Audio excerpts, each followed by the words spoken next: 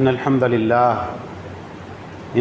لله نحمده ونستعينه ونستغفره ونعوذ بالله من شرور أنفسنا ومن سيئات أعمالنا من يهده الله فلا مضل له ومن يضلل فلا هادي له وأشهد أن لا إله إلا الله وحده لا شريك له وأشهد أن محمدا عبده ورسوله يا أيها الذين آمنوا اتقوا الله حق تقاته ولا تموتن إلا وأنتم مسلمون يا أيها الناس اتقوا ربكم الذي خلقكم من نفس واحدة وخلق منها زوجها وبث منهما رجالا كثيرا ونساء واتقوا الله الذي تساءلون به والأرحام إن الله كان عليكم رقيبا يا أيها الذين آمنوا اتقوا الله وقولوا قولا سديدا يصلح لكم أعمالكم ويغفر لكم ذنوبكم ومن يطع الله ورسوله فقد فاز فوزا عظيما أما بعد فإن خير الحديث كتاب الله وخير الهدي هدي محمد صلى الله عليه وعلى آله وسلم وشر الأمور محدثاتها وكل محدثة بدعة وكل بدعة ضلالة وكل ضلالة في النار قال سبحانه وتعالى إن الذين يخشون ربهم بالغيب لهم مغفرة وأجر كبير۔ محترم حضرات، تمام تعریفیں اللہ رب العالمین احکم الحاکمین کے لیے لائق و دیبا ہے، جو سارے جہانوں کا بنانے والا اور پالنے والا ہے، بے حد مہربان، نہایت رحم کرنے والا ہے، رود جزا کا مالک ہے، ہر طرح کا نفع نقصان عزت ذلت تنہا اسی کے ہاتھ میں ہیں۔ وہ جس کو عزت دے اسے کوئی دلیل نہیں کر سکتا، اور وہ جس کو ذلیل کر دے اس کو کوئی عزت نہیں دے سکتا۔ اور بے شمار درود و سلام کا نزول ہو تمام انبیاء اکرام پر، بالخصوص آخری نبی اور رسول رحمۃ للعالمین جناب محمد رسول اللہ صلی اللہ علیہ وسلم پر۔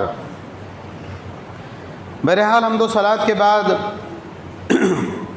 آج کے خطبہ جمعہ کا جو ہمارا موضوع ہے وہ اللہ کے نبی صلی اللہ علیہ وسلم کی ایک بہت ہی عظیم حدیث ہے، جس میں اللہ کے نبی صلی اللہ علیہ وسلم نے فرمایا ثلاث منجیات و ثلاث مہلکات۔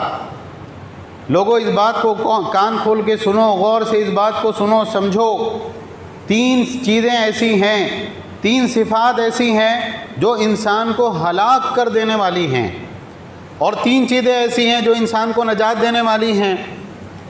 آپ صلی اللہ علیہ وسلم نے فرمایا فَأَمَّا الْمُنْجِيَاتِ، وہ صفات جو انسان کو نجات دینے والی ہیں، فَتَقْوَى اللَّهِ فِي السِّرِّ وَالْعَلَانِيَةِ، کہ انسان کھلے اور چھپے اللہ تعالیٰ کے تقوی کا اور اللہ کے ڈر کا اہتمام کرے۔ بعض حدیث میں خشیت اللہ کے الفاظ ہیں، بعض جگہ تقوی کے الفاظ ہیں۔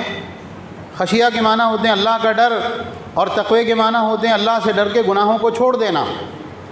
تو پہلی بات جو اللہ کے نبی صلی اللہ علیہ وسلم نے بتائی کہ انسان اکیلا ہو یا لوگوں کے مجمع میں ہو، اللہ کے تقوی کا اہتمام کرے، گناہوں کو اللہ سے ڈر کے چھوڑ دے، یہ پہلی بات ہے جو انسان کو نجات دلانے والی ہے۔ اور آپ صلی اللہ علیہ وسلم نے فرمایا والقول بالحق فی الرضا والغضب، غصے میں ہو انسان یا کسی سے رضامند ہو، دونوں حالتوں میں کلمہ حق کہنے کا اہتمام کرنا، حق بات کہنا، سچی بات کہنا، یہ دوسری صفت ہے جو انسان کو نجات دلانے والی ہے۔ اور تیسری بات جو پیارے رسول صلی اللہ علیہ وسلم نے فرمائی والقصد فی الغنا والفقر، انسان مالداری کی حالت میں ہو یا فقیری اور غربت کی حالت میں ہو، دونوں حالتوں میں میانہ روی کو اختیار کرنا، یہ تیسری صفت ہے جو انسان کو نجات دلانے والی ہے۔ بہت غور سے سننے کی ضرورت ہے، سمجھنے کی ضرورت ہے۔ معاملہ صرف ایک نیکی کا نہیں ہے کہ بھئی آپ یہ نیکی کرو گے تو آپ کو 10 نیکیاں ملے گی، 100 نیکیاں ملے گی، 1000 نیکیاں ملے گی، ایسا نہیں ہے۔ بلکہ اللہ کے نبی صلی اللہ علیہ وسلم کیا فرما رہے؟ منجیات ہیں یہ صفات، اگر تم ان چیزوں کو اختیار کرو گے اللہ کی بارگاہ میں تم کو نجات ملے گی، دنیا اور آخرت میں تم سرخرو ہوں گے، کامیاب ہوں گے۔ تو تین چیزیں نجات دلانے والی کون سی ہے؟ اللہ کا ڈر، کھلے اور چھپے، علانیہ اور تنہائی میں ہمیشہ اللہ سے ڈرنے کا، اللہ کے تقوی کا اہتمام کرنا، اور غصے میں اور رضامندی میں، دونوں حالتوں میں زبان سے حق بات ہی کہنا۔ اور تیسری چیز کیا ہے؟ فقر میں اور مالداری میں، دونوں صورتوں میں میانہ روی کا اہتمام کرنا۔ یہ تین صفات ہیں۔ اور آپ صلی اللہ علیہ وسلم نے فرمایا وَأَمَّا الْمُهْلِكَاتِ، اور لوگوں یاد رکھو ہلاک کر دینے والی 3 چیزیں کون سی ہیں؟ آپ نے فرمایا فَشُحٌ مُطَاعٌ، ایسا بخل اور لالچ جس کی انسان پیروی کرے، وَهَوًى مُتَّبِعٌ، اور خواہشات کی اندھا دھند جو ہے تقلید کرے، خواہشات کے پیچھے چلے، وَإِعْجَابُ الْمَرْءِ بِنَفْسِهِ، اور انسان اپنے آپ کو اپنی نگاہوں میں بہت بڑی چیز سمجھے۔ یہ 3 چیزیں ہیں جو انسان کو ہلاک کر دینے والی۔ یہ حدیث عظیم ترین حدیث ہے۔ اللہ کے نبی صلی اللہ علیہ وسلم نے بتا دیا نجات کیسے ملے گی، یہ صفات کو اختیار کر کے نجات ملے گی۔ اللہ کے نبی صلی اللہ علیہ وسلم نے بتا دیا انسان ہلاک کیسے ہوتا ہے، یہ بری خصلتوں اور بری صفات کو اختیار کر کے انسان ہلاک ہوتا ہے۔ اب انسان کا اپنا اختیار ہے کہ اس کو نجات پانی ہے یا اس کو ہلاکت چاہیے۔ دیکھیے یہ جو نجات دلانے والی صفات ہیں، اللہ کے نبی صلی اللہ علیہ وسلم سے یہ بات ثابت ہے۔ امام النسائی نے ایک حدیث میں اس کو ذکر کیا، اللہ کے نبی صلی اللہ علیہ وسلم جب دعا کرتے تو آپ بہت اہتمام سے ان صفات کو اللہ سے مانگا کرتے تھے۔ چنانچہ اللہ کے نبی صلی اللہ علیہ وسلم دعا مانگتے اللہم واسألک خشیتک فی الغیب والشہادہ، اے اللہ میں لوگوں کے سامنے اور تنہائی میں تیرے خوف کا، تیری خشیت کا سوال کرتا ہوں، وَأَسْأَلُكَ كَلِمَةَ الْحَقِّ فِي الرِّضَا وَالْغَضَبِ، اور اے اللہ میں ہمیشہ رضامندی میں اور ناراضگی کی حالت میں حق بات کہنے کا سوال کرتا ہوں، وَأَسْأَلُكَ الْقَصْدَ فِي الْغِنَى وَالْفَقْرِ، اور اے اللہ میں مالداری میں اور تنگ دستی میں ہمیشہ میانہ روی کا تجھ سے سوال کرتا ہوں۔ اگر آپ غور کریں یہ صفات بہت اہم صفات ہیں۔ اس میں سب سے پہلی صفت اللہ کے نبی صلی اللہ علیہ وسلم نے کیا بتائی؟ تقوی اللہ فی السر والعلانیہ۔ انسان کو نجات دلانے والی جو چیزیں ہیں اس میں سب سے اہم اور بنیادی چیز کیا ہے؟ اللہ کا تقوی اختیار کرنا۔ اور کیسے تقوی اختیار کرنا؟ لوگوں کے سامنے بھی اور تنہائی میں بھی۔ آج جتنا تقوی ہوتا ہے، گناہوں سے بچنا، نیکیوں کا اہتمام، اللہ کو راضی کرنے والے اعمال کا اہتمام، سب کہاں ہوتا ہے؟ لوگوں کے سامنے، تنہائی میں کچھ نہیں۔ بھئی وہ انسان جو اپنی مسجد میں 5 وقتہ نمازیں پابندی کے ساتھ پڑھتا ہے، وہ سفر میں جاتا ہے تو اس کو ایسا لگتا ہے کہ صاحب نماز معاف ہو گئی۔ بہت سی خواتین جو پردہ کرتی ہیں، جب وہ ایسے شہر میں اور ایسے ماحول میں ہوں جہاں پر کوئی پہچاننے والا نہیں تو ان کا پردہ اتر جاتا ہے۔ کیوں؟ یہاں پہ کون اپنے کو پہچاننے والا ہے؟ تو اللہ کا تقوی، اللہ کا ڈر، اللہ کا خوف کیسے؟ لوگوں کے سامنے بھی، تنہائی میں بھی، جب کوئی دیکھنے والا ہو تب بھی، جب کوئی نہ دیکھنے والا ہو تب بھی۔ اگر کوئی انسان اللہ سے غائبانہ ڈرے تو اللہ کا وعدہ کیا ہے اس کے بارے میں؟ ان الذین یخشون ربہم بالغیب لہم مغفرۃ واجر کبیر۔ بلا شبہ وہ لوگ جو اللہ تعالیٰ سے غائبانہ ڈرتے ہیں، اللہ نے ان کی مغفرت کا بھی وعدہ کر رکھا ہے اور اللہ نے ان کے لیے بہت بڑے اجر کا وعدہ کر رکھا ہے۔ سورہ طلاق کو اٹھا کے پڑھیے۔ سورہ طلاق میں اللہ تعالیٰ نے فرمایا وَمَن يَتَّقِ اللَّهَ يَجْعَل لَّهُ مَخْرَجًا وَيَرْزُقْهُ مِنْ حَيْثُ لَا يَحْتَسِبُ۔ جو اللہ کا تقوی اختیار کر لیتا ہے یعنی اللہ سے ڈر کے گناہوں کو چھوڑ دیتا ہے۔ تقوی کے معنی کیا ہوتے ہیں؟ صرف اللہ کا ڈر نہیں، اللہ کا ڈر انسان کی زندگی میں اس کے دل میں اتنا ہو کہ گناہ کرنے میں اس کی طبیعت ہچکچائے کہ صاحب اللہ دیکھ رہا ہے، اللہ کو جواب دینا ہے، اس ڈر سے وہ گناہوں کو چھوڑ دے۔ اللہ کی فرائض کی پابندی کیوں کرے؟ اللہ نے اس کو فرض کیا، اس کے لیے اس کی پابندی کرنا ہے۔ اپنے 5 وقتہ فرائض کا اہتمام کرے، 5 وقتہ نمازوں کا، رمضان کے روزے رکھے، اللہ نے مال دیا ہے تو زکوٰۃ دے، اللہ نے مال دیا ہے تو حج کرے، عمرہ کرے، اللہ نے مال دیا ہے تو غربا اور مساکین کے اس کو اوپر خرچ کرے، اپنے رشتہ داروں کے ساتھ صلہ رحمی کرے، ماں باپ کے ساتھ اس نے سلوک کرے، اور گناہوں سے اپنے آپ کو بچائے، زنا سے بچائے، شراب نوشی سے بچائے، غلط چیزوں کے دیکھنے اور سننے سے اپنے آپ کو بچائے، حرام مال کمانے سے اپنے آپ کو بچائے۔ اور یہ ساری چیزوں کی وجہ کیا ہونی چاہیے؟ اللہ کا ڈر۔ تو جو اللہ سے ڈر کے گناہوں کو چھوڑ دیتا ہے، سورہ طلاق میں اللہ تعالیٰ نے فرمایا وَمَن يَتَّقِ اللَّهَ يَجْعَل لَّهُ مَخْرَجًا، یہ اللہ کا وعدہ ہے کہ تم اللہ سے ڈرو گے، اللہ تعالیٰ ہر تنگی میں سے تم کو نکلنے کے لیے راستہ بنا دیں گے۔ وَيَرْزُقْهُ مِنْ حَيْثُ لَا يَحْتَسِبُ، اور ایسی جگہ سے تم کو رزق عطا فرمائیں گے تمہارا گمان بھی نہیں ہوگا کہ یہاں سے ہمارا کام بن سکتا ہے، اللہ تعالیٰ وہاں سے تمہارے لیے رزق کا بہت بڑا دروازہ کھول دیں گے۔ اچھا، سورہ طلاق میں اس آیت کریمہ کو ذکر کرنے کا مقصد کیا ہے؟ علماء نے کہا عام طور سے سب سے زیادہ انسان جو بے احتیاطی کرتا ہے وہ طلاق کے معاملے میں کرتا ہے۔ جب طلاق ہوتی ہے، میاں بیوی جدا ہوتے ہیں، تو بہت سارے لوگ یہ سمجھتے ہیں کہ اب شریعت کے احکام اس معاملے میں ختم ہو گئے، جھوٹ بولنا، الزام لگانا، ایک دوسرے کو سب لوگوں کی نگاہوں میں برا کرنا، تہمتیں باندھنا اور ایک دوسرے کے راز افشا کرنا، ساری چیزیں کب ہوتی ہے؟ جب میاں بیوی کے درمیان میں طلاق ہوتی ہے۔ تو اللہ تعالیٰ نے کہا اگر طلاق دینا ہے نا، ڈرو اللہ سے، طلاق شریعت کی روشنی میں دو، اللہ کے احکام کے مطابق دو، تو اللہ تعالیٰ تنگی میں سے نکلنے کا راستہ بنائیں گے۔ اور طلاق تم غیر شرعی طریقے سے دو گے، حرام طریقے سے دو گے، پھر راستہ نہیں ملے گا۔ لیکن یہ آیت کریمہ عام ہے، زندگی کے سارے معاملات کے اندر یہ چیز شامل ہے، اللہ سے ڈریے، اللہ تعالیٰ آپ کے لیے راستہ بنا دے گا۔ ہم پڑھتے ہیں حضرت موسیٰ علیہ السلام کا واقعہ۔ موسیٰ علیہ السلام اپنی قوم کو لے کے نکلے، پیچھے سے فرعون کا لشکر آیا، تو ان کی قوم کے لوگوں نے کہا کہ انا لمدرکون، اے موسیٰ ہم پکڑے گئے۔ اس وقت میں آنکھوں سے موسیٰ علیہ السلام دیکھ رہے سامنے سمندر ٹھاٹے مار رہا ہے، دریا ٹھاٹے مار رہا ہے، اور دریا میں گھسنا اس وقت میں اس کا مطلب ہے موت کو قبول کر لینا، اپنے آپ سے جو ہے اپنے آپ کو موت کے گھاٹ اتار لینا۔ پیچھے کون ہے؟ فرعون کا لشکر ہے کہ ان کے ہاتھوں لگ گئے تو مرنا طے ہے۔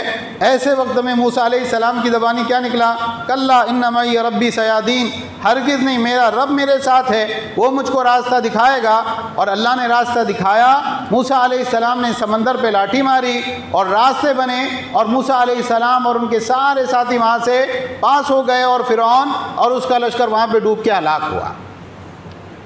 ہم ام اسماعیل کا واقعہ پڑھتے ہیں کہ اللہ نے بالکل بے آب و گیا زمین پہ زمزم ان کے لیے چشمہ بہایا، اللہ نے وہاں پر ان کے رہنے اور زندگی گزارنے کا انتظام کیا۔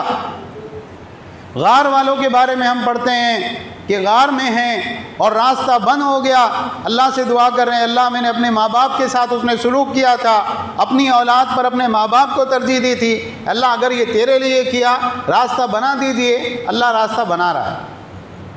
اللہ میں طاقت اور قوت ہونے کے باوجود زنا سے رک گیا، اگر میں نے آپ کے ڈر سے یہ کیا راستہ بنا دیجئے، اللہ راستہ بنا رہا ہے۔ اے اللہ میں نے مزدور کو اس کی مزدوری سے کئی گنا مزدوری اس کو تجھ سے ڈر کے دی، اللہ اگر میں نے یہ کام تجھ سے ڈر کے کیا راستہ بنا دیجئے، اللہ راستہ نکال رہا ہے۔ سارا قرآن سنت آپ پڑھیں، پچھلے انبیاء کے ساتھ مدد کے واقعات، اللہ کے نیک اولیاء کے ساتھ مدد کے واقعات، ہر جگہ آپ کو یہ چیز نظر آئے گی، اللہ سے ڈر کے گناہوں کو چھوڑ دینا، نیکیوں کو اختیار کر لینا، یہ ایسی چیز ہے کہ اگر زمین و آسمان کے بیچ میں انسان پس رہا ہو، اللہ وہاں سے بھی اس کے لیے کوئی نہ کوئی راستہ نکال دیں گے۔ آج ہمارا مزاج کیا بن چکا ہے؟ بہت پریشان ہیں، بہت سی بیماریوں نے گھیر لیا، اور قرضے ہو گئے، کاروبار برابر نہیں چل رہا ہے، بچی کی شادی نہیں ہو رہی ہے، اور جو ہے گھر میں جھگڑے ہو رہے ہیں، دنیا کی پریشانیاں ہیں۔ مولوی صاحب کوئی تعویذ دے دیجئے، کوئی عمل بتا دیجئے، کوئی وظیفہ بتا دیجئے۔ اچھا آپ نماز پڑھتے ہیں؟ نہیں، نماز پڑھنے کے لیے ہم تیار نہیں ہیں، 5 وقتہ نماز کا اہتمام کیجئے، وہ ہم سے نہیں ہوتا۔ ایسا کوئی عمل بتا دیجئے کہ آپ پیسے لیجئے، وہ تعویذ دیجئے، وہ لے کے ہم گلے میں باندھ لیتے ہیں، ہاتھ پہ باندھ لیتے ہیں، گھر میں دیوار پہ ٹنگا دیتے ہیں، اور ہمارے سارے مسائل حل ہو جانا چاہیے۔ ہم اپنی زندگیاں بدلنے کے لیے تیار نہیں۔ تو یہ بات یاد رکھیں، سب سے پہلی چیز جو انسان کو اللہ کی بارگاہ میں نجات دلاتی ہے وہ کیا ہے؟ اللہ کا تقویٰ۔ اور اللہ کا تقویٰ کیسے ہونا چاہیے؟ لوگوں کے سامنے بھی اللہ کا تقویٰ ہو، اور لوگوں کے پیٹھ پیچھے بھی اللہ کا تقویٰ ہو۔ حضرت ثوبان رضی اللہ عنہ کی حدیث ہے، اللہ کے نبی صلی اللہ علیہ وسلم نے فرمایا لا علمن اقواما، میں ایسے لوگوں کو جانتا ہوں جو قیامت کے دن نیکیوں کے ایسے پہاڑ لے کر آئیں گے جیسے تہامہ کے سفید پہاڑ ہیں۔ آپ غور کریے، ایک انسان اللہ کی بارگاہ میں نیکیوں کے پہاڑ لے کر آئے تو وہ پہاڑوں کے برابر نیکیاں کرنے کو اس کو دنیا میں کیا کچھ کرنا پڑا ہوگا۔ نمازیں پڑھی ہوگی، روزے رکھے ہوں گے، قرآن کی تلاوت کی ہوگی، اللہ کا ذکر کیا ہوگا، بہت کچھ اس نے کیا ہوگا۔ لیکن اللہ کے نبی صلی اللہ علیہ وسلم نے فرمایا جب وہ آدمی پہاڑوں کے برابر نیکیاں لے کر اللہ کی بارگاہ میں آئے گا، اللہ ان کی طرف دیکھے گا، ان نیکیوں کی طرف، اور ان نیکیوں کو اڑتا ہوا غبار کر دے گا، ہبا منصورہ کر دے گا۔ ہبا منصورہ کے کیا معنی ہے؟ آپ جو ہے بالکل اندھیرے کمرے میں اگر روشنی کی کوئی کرن آ رہی ہو، اس میں آپ دیکھیں گے چھوٹے چھوٹے باریک باریک ذرات اڑتے رہتے ہیں، آپ اس کو ہاتھ سے پکڑ نہیں سکتے۔ تو بالکل نیکیوں کو پیس کر پاؤڈر کی شکل میں گویا بالکل اڑا دیا جائے گا، کوئی نیکی اس انسان کے کوئی کام نہیں آئے گی، نہ فرض نہ نفل نہ جو ہے کوئی دیگر چیزیں، صاحب بالکل نیکیوں سے وہ خالی ہاتھ ہو جائے گا۔ صحابہ نے سنا، صحابہ کے رونگٹے کھڑے ہو گئے۔ حضرت ثوبان رضی اللہ عنہ نے کہا اے اللہ کے نبی صفہم لنا جلہم لنا اللہ نکون منہم ونحن لا نعلم، اے اللہ کے نبی ان کی صفت ہم کو بیان کیجئے، بتائیے وہ کون لوگ ہوں گے، ایسا نہ ہو کہ ہم کو معلوم نہ ہو اور ہم بھی ان میں شامل ہو جائیں۔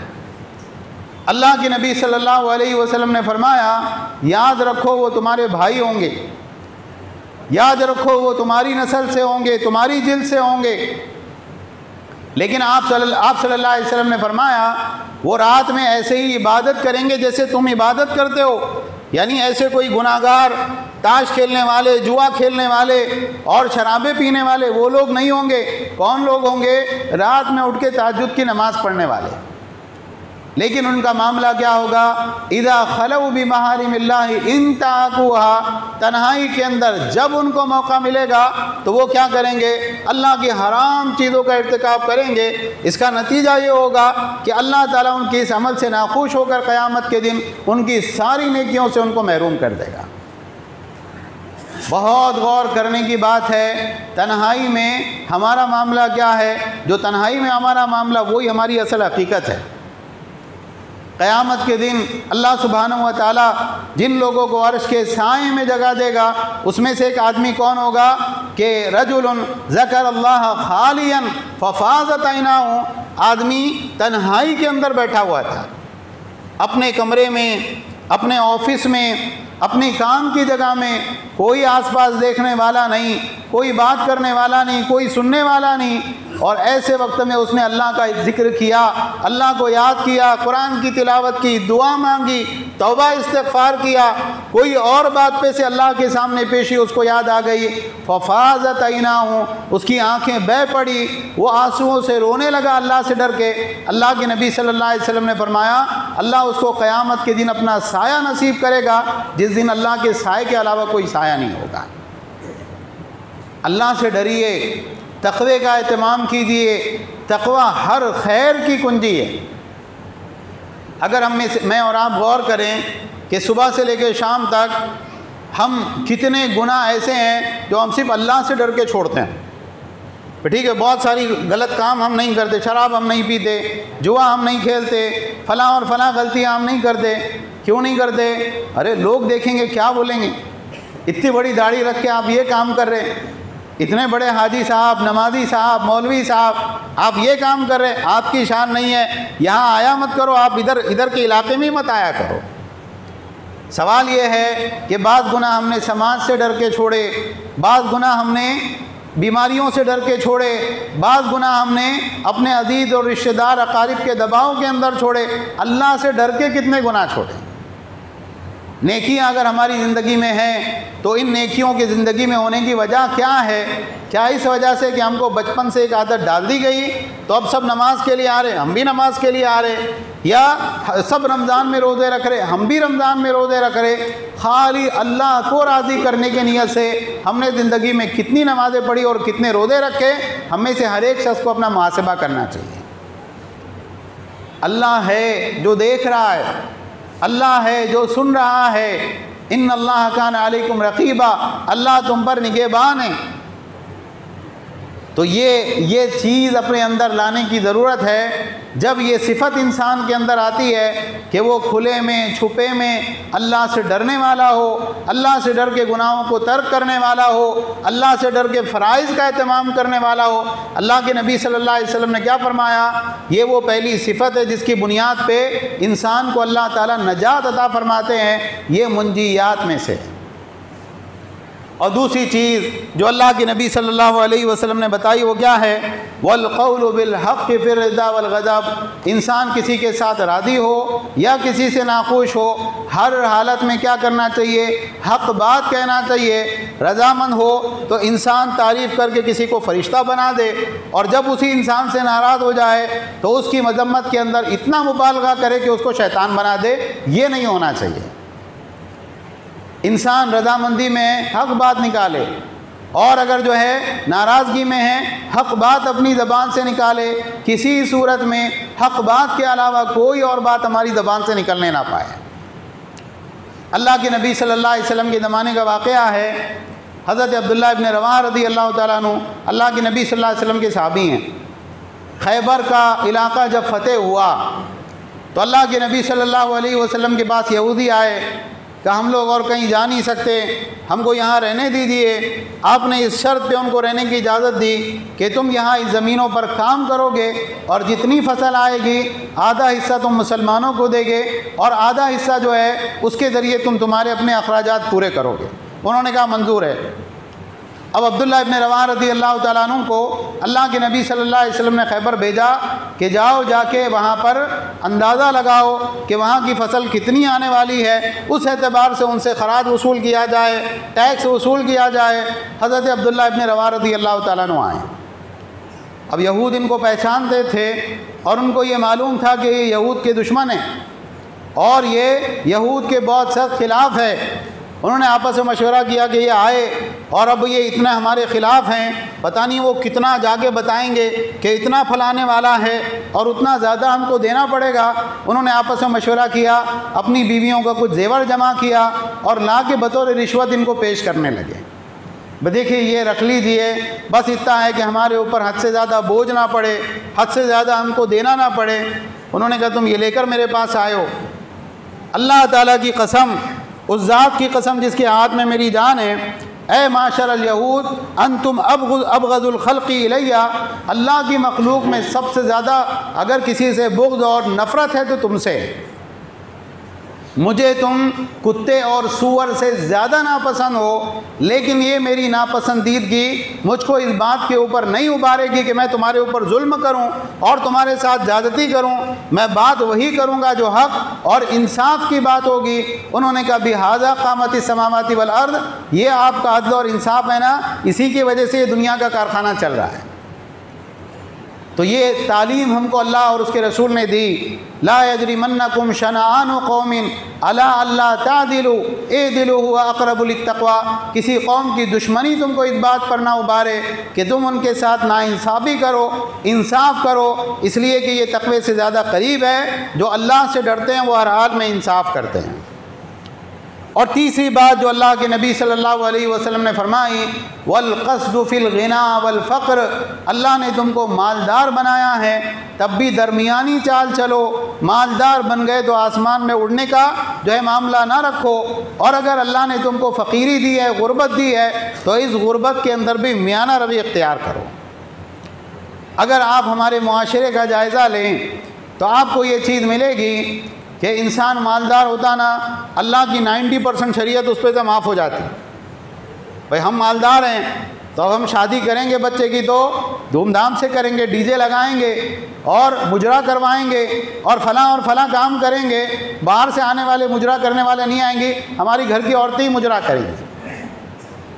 کیا کچھ مالدار نہیں کرتا؟ ایک مالدار جو ہوتا ہے اللہ کی شریعت اس پہ سے معاف، وہ سود کھائے، وہ سودی معاملات کرے، وہ حرام چیزوں کا ارتکاب کرے، وہ آوارگی کرے، انسان کیا سمجھتا میں مالدار ہوں، میرا حق ہے۔ اور بعض مرتبہ اللہ تعالیٰ جب کسی کو غریب بناتا ہے تو غریب آدمی کا معاملہ کیا ہوتا ہے، اگر میں چوری بھی کر رہا ہوں یا ڈکیتی بھی ڈال رہا ہوں یا اور کوئی حرام کام کا ارتکاب کر رہا ہوں، میں تو غریب ہوں نا، میرا حق ہے۔ بہت سارے لوگ غربت کے اندر اپنی خواہشات کے اوپر پیسہ پانی کی طرح سے بہاتے ہیں، اللہ کے دین کے نام پر ان سے کہا جائے اس معاملے میں مدد کرو، ہم تو غریب ہیں، ہمارے پاس کیا ہے۔ اللہ تعالیٰ نے کہا ایسا نہیں۔ اللہ کے نبی صلی اللہ علیہ وسلم کیا فرما رہے، نجات دینے والی صفت یہ ہے کہ اللہ نے مالدار بنایا ہے، میانہ روی کے ساتھ چلو، درمیانی چال چلو، اور اللہ نے اگر غریب بنایا ہے تو غریب ہونے کا مطلب بھکاری ہونا نہیں ہوتا، چور اور ڈاکو ہونا نہیں ہوتا ہے، اس غربت کے اندر بھی تمہارے اندر میانہ روی ہونی چاہیے۔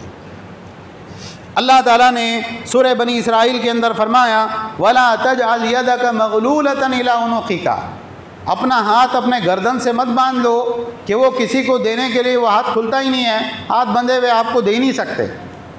وَلَا تَبْسُطْهَا كُلَّ الْبَسْطِ، اور ہاتھ کو بالکل کھول مت دو کہ آپ جو ہے کیا ہوگا، لوگ ملامت کریں گے اتنا خرچہ کیوں کرنا تھا جب آپ کے پاس میں سارے پیسے ختم ہو گئے، اب آپ اس معاملے میں آ گئے۔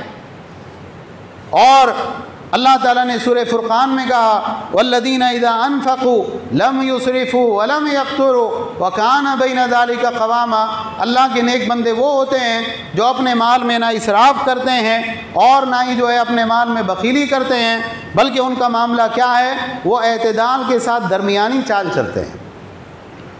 اس بارے میں علماء نے ایک چیز ذکر کی ہے، قانون ذکر کیا ہے۔ آج کا ہمارا دور کیا ہے، ہر چیز میں اشتہار ہے۔ آپ نے اپنا موبائل کھولے، آپ نے کوئی بیان لگائے، اس سے پہلے ایڈورٹائزمنٹ چلتی ہے۔ آپ نے کوئی ایپ دیکھے، اس سے پہلے ایڈورٹائزمنٹ ہے۔ آپ گھر سے باہر نکلے، کہیں نہ کہیں دکانوں پر، گھر کے باہر آپ کو اشتہارات نظر آئیں گے، تو اتنا زیادہ ایک مزین کر کے دنیا کو پیش کیا جا رہا، انسان کے ذہن میں کیا ہوتا، یہ بھی خرید لوں، یہ بھی خرید لوں، یہ بھی خرید لوں، یہ بھی لے لوں، ہر چیز میں خرید لوں۔ یہ چیز انسان کو اسراف کے اوپر ابھارتی ہے۔